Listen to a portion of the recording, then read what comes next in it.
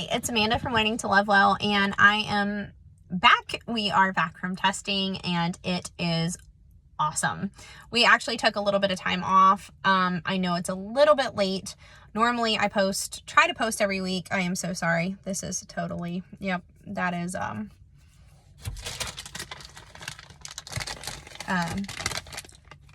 unhealthy. It's non-GMO. We've got that going for us, right? Unhealthy. Pirates, little Cheez-Its. Yeah. Okay. I digress. So we are back and we are currently sitting in the car. I had to refilm this twice because the first time I went to go edit it and the whole background was a complete and total sound of rain, like a very loud rain sound. We were under, I think, severe thunderstorm watch. Such is life. What are you gonna do? So we did take off like a week and a half roughly. We've had a lot going on, so I do apologize. Bear with me. It's been a long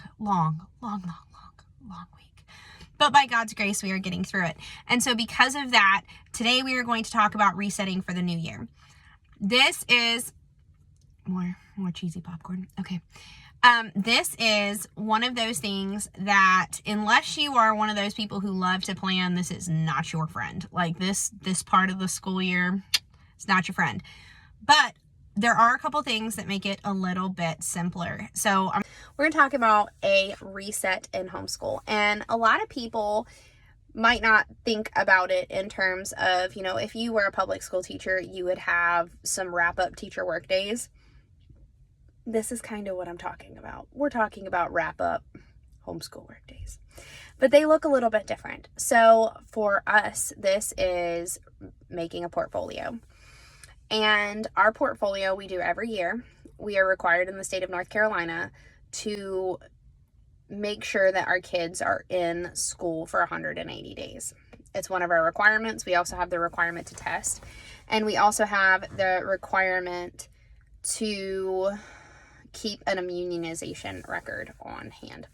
So the reason I say all this is to say that in our state, we have to stay in compliance. If you're not sure, in the last video, I talked about the HSLDA website. You can go and you can click on your state and see what is actually required by state law. You can also log on to your state website, the DOE, the Department of Education for your state, to see what they require.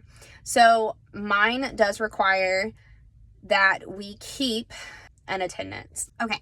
So yes, my homeschool requires 9 calendar months of regulatory school at least for homeschool.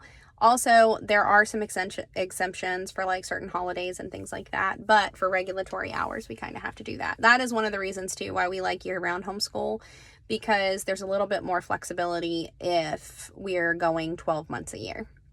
So one of the things that I will go ahead and do is try to block off time blocks where we are in school a certain amount of time. And then that way we are keeping record and I'm staying on track for like things that we're going to do, keep reminders up. And then I can kind of schedule like end of grade testing and things like that ahead of time. Obviously, we can't see the future. We trust in the Lord. We do the best that we can. But as far as it depends on me, I am going to try to do my best to be in compliance. The portfolio also for North Carolina will hold either a immunization record or should hold an exemption letter opting your children out of it.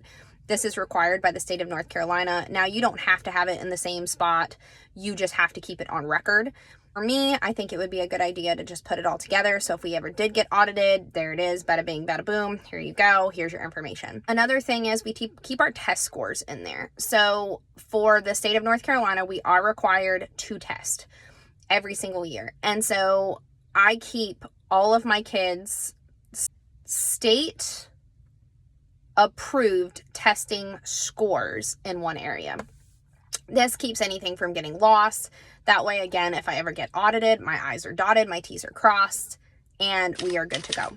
So this is kind of my North Carolina compliance record keeping place.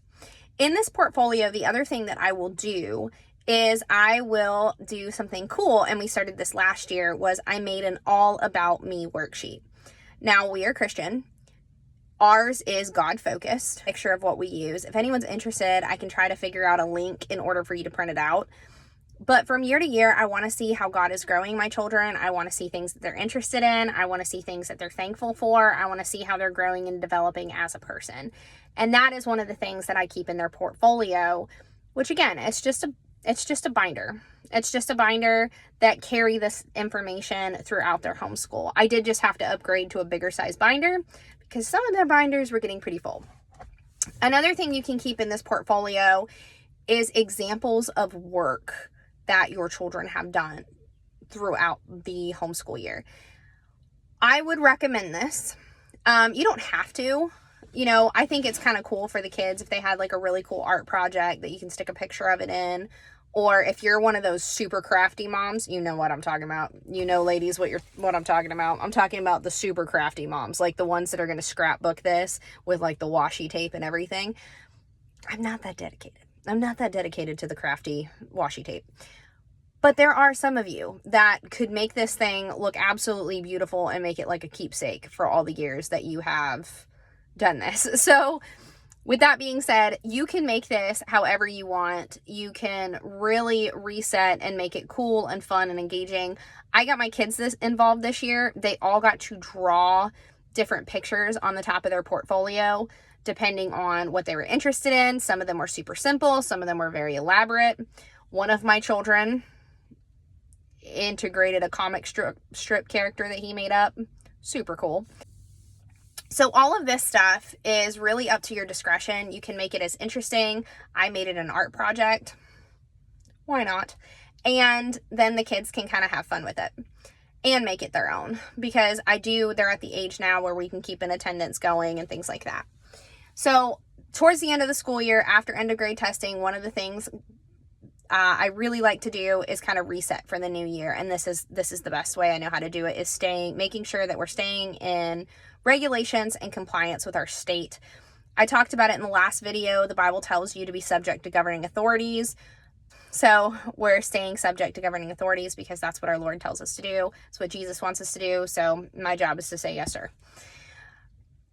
The next thing that I want to do is go ahead and record field trips that you want to go on next year. Go ahead and flip through some curriculum that you've got, if you've already gotten it or if you're wanting to purchase it, and start looking through things that catch your eye for things that you can make hands-on or field trips. Taking notes of that ahead of time can get it registered in your brain.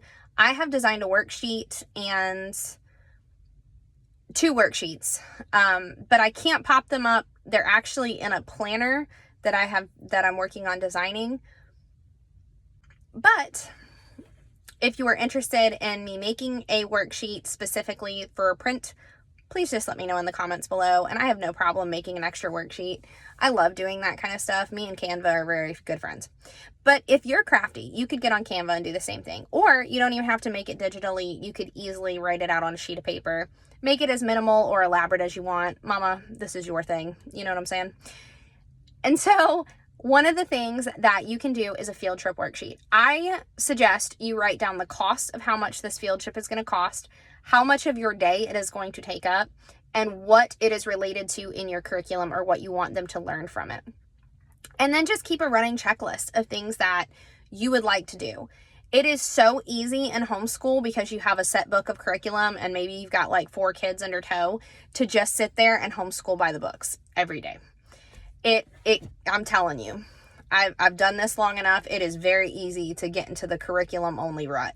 And I don't want to do that to my kids. I really want to take them on nature trails. There's a ton of historical things around me I really would like to fit in, just with North Carolina history, and get them immersed in the things around them. And so that is one of the things that I would really, really like to do. Okay.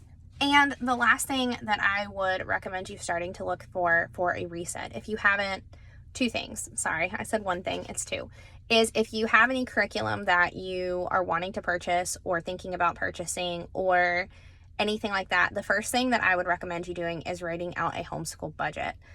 Now, for a lot of us, if you are just on like an Abeka curriculum where you order the whole set, this might not be something that you really have a lot of guesswork in. But for me, I eclectically homeschool. So in order to stay on budget, I really have to write out what my budget is and to stay in my budget, to know how much I'm spending. Another note that you might want to jot is like typically when sales hit, like Master Books normally does a Black Friday sale or a Cyber Monday sale. I think it's more Cyber Monday than Black Friday. On Amazon, they do like STEM kits and stuff like that around that time. KiwiCo, if you want some hands-on STEM projects, that's something that you can do. A lot of times they will do like hands-on STEM projects, but they do discounts around Black Friday. And really be strategic about how to add the extra cool things that you would like to while staying on your budget, so it's not pulling a ton of money from your household income. If you do not have a budget worksheet for homeschool, it is simple to make. You simply write how you're going to do it, how much money you're going to pull from your monthly pay or whatever to be able to pay for that, any other ways that you're going to pay for that, and what you are planning to buy. That way you can stay on budget. You're not pulling a ton from your household and you're not spending a whole lot of money out of pocket every month. You already have that money set aside. Another thing that I would highly suggest is writing a reading list. Now, I know this is going to sound weird, especially if you just go by the curriculums and you already have like the Abeka readers, but me and my kids do joint books together. And like we've been going through a lot of the Jeanette Oak series. We did like different races and how we should respond biblically. We've done Life Before Birth, where it talks about, or it's a Master of Books book anyway. And it talks about like all the preborn issues that we're faced with and some of the ideologies behind it. All of these things, we did the Great Alaskan Dinosaur Adventure, all of these readers, is get a reading list of what you would like to cover this year. It could be theological books, it could just be joint readers, it could just be Christian fiction or whatever, or maybe it's historical books, and write them out. One of the things that you could do very quickly is actually go on your library tab or your local library and see what is available.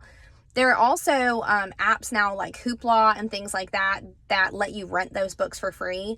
And looking through to see what books you need to purchase, what books you can get by renting them at your library, and another thing would be, or even on apps on the store, and then start looking for them. Books can get very expensive very quickly, and whether you're thrifting for them or whether you're going on like Thrift Books or eBay or Amazon, they can add up pretty quickly. Some of them get to like $17 a piece, sometimes even more depending on what you're trying to get. So really utilizing your local libraries, your local apps to see what you can rent and see what you can cut. And then go ahead and write what formats where they're available. That way you know when to go ahead and put in the request for them. And you can also get books associated with your curriculum if you're kind of flipping through the curriculum that you guys are doing as main readers. And then that way, everything's staying on topic and kind of reinforcing one another. Or you could even put, like, say you're doing the Holocaust in March. Maybe you want to do a reader about the Holocaust in May so that you know that you're reinforcing a couple months later what they learned in March. You can plan it out that way. And having those things kind of planned out in your mind, it doesn't mean everything will go to plan. But it does give you some ideas and helps you when you're in the thick of it and in the throes of homeschool life and you're starting to grade and just handle normal mom life. You have the ability to already have those things written down. Well, that's what I'm going to start working on as far as planning for the next year. I hope that you guys got something out of this video. If you need anything or if you are interested in me designing some worksheets for it, drop a comment in the box below and I'll see if I can design anything that might help and spark your interest. I don't mind. I love Canva, like I said. But go ahead and let me know in the links below, and God bless. I hope you got a lot out of it. See you later.